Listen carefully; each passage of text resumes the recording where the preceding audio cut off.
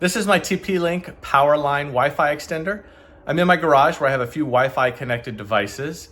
And the Powerline technology, which runs through your electrical wiring, you can see this one's connected to my power outlet, worked a lot better for me than your traditional Wi-Fi repeater. So I'm gonna walk through some of those features and tell you about my experience with it.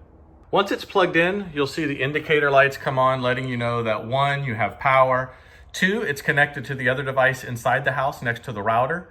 3, if you have Ethernet connections, you'll see there are 3 of them where you could directly connect, and that would actually be the fastest way. But I have several devices that sit a little farther away from the device, so I just have the dual band 2.4 gigahertz and 5 gigahertz enabled, which are pretty fast, and I'll show you that right now.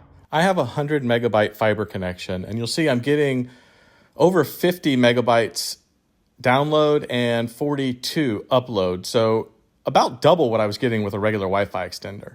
The other great feature about this device is the web interface that allows you to go in and configure your settings. So you can turn on 2 gigahertz or turn it off. I particularly am using the MAC filter because there are a couple devices that I don't want connecting, and having that flexibility is really nice. So as I was looking for a way to extend my Wi-Fi signal without losing quality, this was really the most economical and easiest solution for me, so I definitely recommend it.